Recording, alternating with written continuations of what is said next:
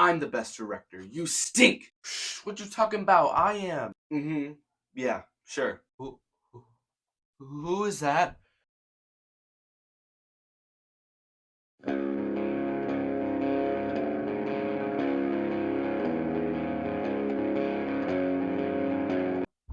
Oh, my beer. Okay, let me clarify something before you start yelling at me. None of Christopher Nolan's films are bad in any way, shape, or form. He can't be that bad, he's my favorite director. The only reason Tenet is at the bottom of this list is because how confusing it is. I've only seen it twice, but the rules of the time travel and just the plot as a whole doesn't make a whole lot of sense to me. Maybe the more I watch it, the more I understand it, but for now it stays at the bottom and gets a 5 out of 10. You know what that means. Mid-content! I know for some of you, this is your favorite Nolan film. It's just so good. I'm sorry, The Prestige just doesn't hit the same for me. Out of every Christopher Nolan film, this one is the goofiest in terms of execution. As Sean Chandler talked about in his ranking, he mentioned how unsympathetic the main characters are. Both Hugh Jackman and Christian Bale both do really evil things to each other, and neither of them end up as the good guy. On paper, this could be amazing, but it honestly makes me feel more weirded out than satisfied when I leave it. So that means it gets a 5.5 out of 10. Just wanted to point out that there's a little ironic Batman logo that appears in the background. It's just a little Easter egg I found that I thought I'd share. Nolan seems to enjoy really weird time jumps, but it all works out in the end despite the weird pacing. Even though it doesn't reach the same scale or spectacle of Nolan's later works, its payoff is satisfying and its twist is surprising. Halfway through viewing this, I was beginning to think that it should have just been cut down into a little short film because of how little characters there are and how simple the story is. But I soon realized all of the confusing plot threads come together for a pretty neat little 70-minute film. As Nolan's directorial debut, it actually works pretty well. I can't call it a bad movie, but it definitely doesn't live up to some of Nolan's greatest works, which we will get to as we get higher up on this list. I think this film deserves a 6 out of 10.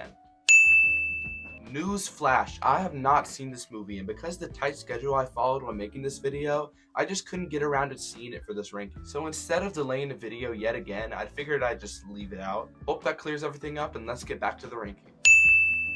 The Dark Knight trilogy as a whole was kind of hard to rank here because I kind of have a bit of a bias for superhero movies, but I can tell you without certainty, this isn't the greatest Batman movie. Some of the payoffs here are actually really good, like the last 15 minutes of this movie is more epic than most Marvel movies. To the standard of Christopher Nolan films, it's good, but to the standard of Batman films, it's just okay. Therefore, it gets a 6 out of 10.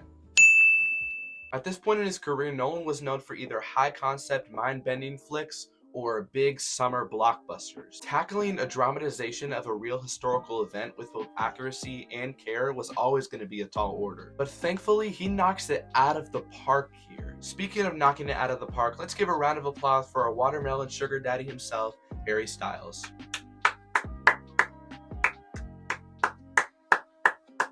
Nolan effortlessly captures the brutal reality of war. It's safe to say this isn't a very fun movie, but overall I'll give it a 7 out of 10. The only reason it isn't any higher is just because we have 5 movies left and I enjoy them a little bit more. As far as I remember, this is the first Nolan film I ever watched, and it is a really solid movie. While yes, it is part of a trilogy, it is an isolated story in and of itself, and it doesn't need open plot threads or cliffhangers to keep people excited. If someone tried to make the argument that this is better than The Dark Knight, I wouldn't even be mad at you. I think we're all good leaving it at that. There's really nothing else left to say. So I will score this one a solid 8 out of 10.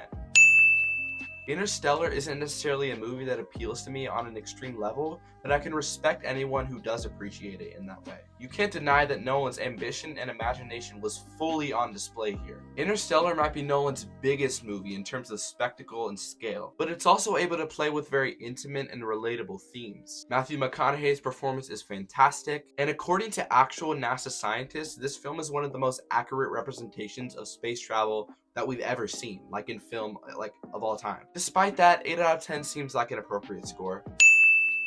I only watched this movie for the first time 2 weeks ago, and this movie is... I see you, Nolan. This movie is extremely clever because it takes what sounds like a really trippy concept and executes it with such finesse. But it also does it in a way that the audience can easily follow it. The whole movie actually takes place backwards, but the character arc for the protagonist actually goes forward. It's weird. The main character ends up being more changed than he was at the beginning of the movie, but he actually ends up back at square one. It's a great character study, but it's also just a really, really entertaining movie. I'm gonna give this one a 9 out of 10. I'm shocked just like you. This movie had two big tasks it needed to achieve. One, it needed to be a good sequel to Batman Begins, and two, it needed to honor the characters and their comic book origins. One of these it failed at. This is not a good sequel. It's a great sequel. I'm sure a lot of you guys clicked on the video to hear my thoughts on this movie, but you guys already know what I'm gonna say. Every character is fleshed out, the story is super deep and symbolic, and Heath Ledger as the Joker It's Heath Ledger as the Joker, you already know. Just this once, I give you permission to turn off this video and go watch The Dark Knight. Like literally right now. You'll come back to me and thank me. It's a 9.5 out of 10 and nearly perfect. There is no doubt in my mind that this deserves number one. All day, every day. I'm convinced I'm in a dream whenever I'm watching it. It's just so good. Oh my goodness.